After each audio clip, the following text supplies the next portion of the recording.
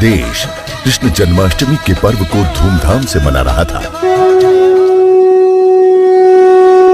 और सागर जिले के एक छोटे से गांव जेरई में राजपूत परिवार में खुशियां मानो इसी दिन के इंतजार में थी।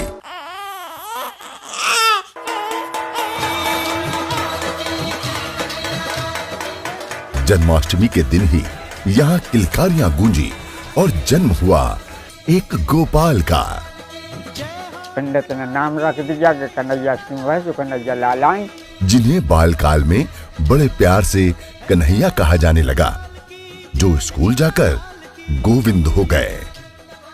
मां ज्ञान और पिता वीर सिंह जी की इस संतान को मानो ज्ञान, साहस और सेवा के गुण जैसे विरासत में मिले।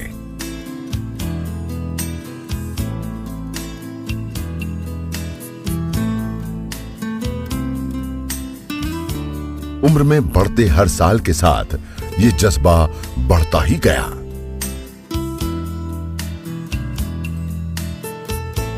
तो मैं सागर विश्वविद्यालय आधे मध्य प्रदेश को कवर करता था। 85 एफिलिएटेड कॉलेज थे और हम और गोविंद भैया जब निकले तो गोविंद भैया के नेतृत्व में 10 अध्यक्षों को बिठाला अपने साथ, मेटाडोर खुद चलाते थे और हम लोग 2 महीने का पूरा चक्कर लगा के सागर वापस आए और 36,000 वोटों की रिकॉर्ड जीत के साथ सागर में इतिहास बना। जोश और खरोश से लबरेज इस युवा को श्रीमंत माधवराव सिंधिया ने पहचाना और शुरुआत हुई अटूट विश्वास भरे एक नए रिश्ते की। जन्मभूमि को कर्म भूमि बना शुरुआत हुई संघर्ष की। संघर्ष अपनों के लिए, अपनी माटी के लिए, अपनों का सुख दुख जानने की इतनी चाह कि कोई बाधा रोक न पाती।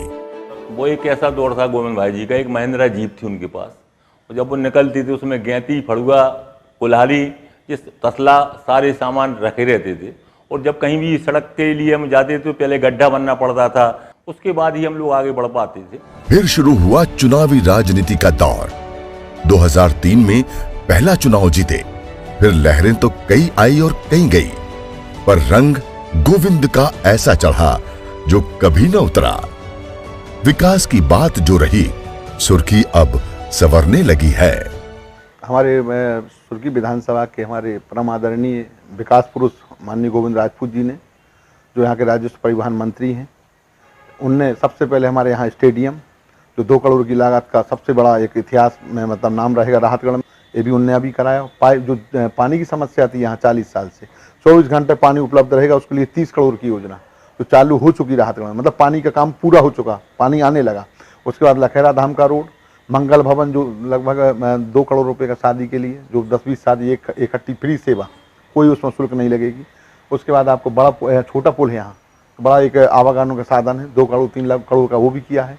बस स्टैंड के लिए भी 3 करोड़ रुपया, विदिशा अड्डे से यहाँ तक का डिवाइडर बन के बड़ी सौंदर्य करके उसकी व्यवस्था हमारे मंत्री जी ने की है। मतलब सुर्खी में हमने ऐसे विकास पुरुष नहीं देखे जो रात दिन पूरा परिवार हमारी सुर्खी जनता की सेवा के लिए लगा रहता है। अथक कदम भी रुकने को कहां तैयार हैं, हर पल खुल रहे विकास के द्वार हैं।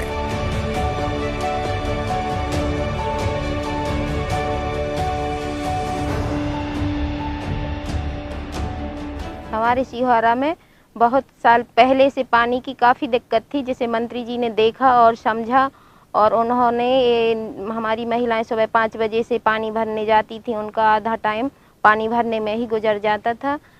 मंत्री जी ने इसे देखा, समझा और हमारे लिए करोड़ों रुपए खर्च करके यह पानी की टंकी बनवाई, नल जल योजना, घर घर पानी पहुंचाया। इससे हमारी महिलाएं काफ़ी खुश हैं और वो मंत्री जी के लिए बहुत बहुत धन्यवाद कहती हैं।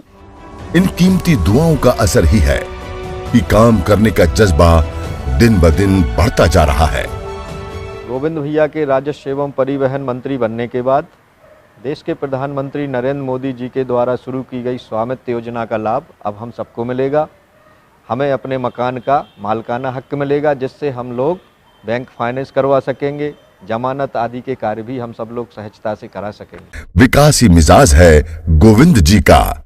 भैया जन्मदिन आपका है, देना हम लोगों को था, लेकिन आपने फिर से हम लोगों को इतना सब कुछ दे दिया कि हम उससे कृतज्ञ हो गए।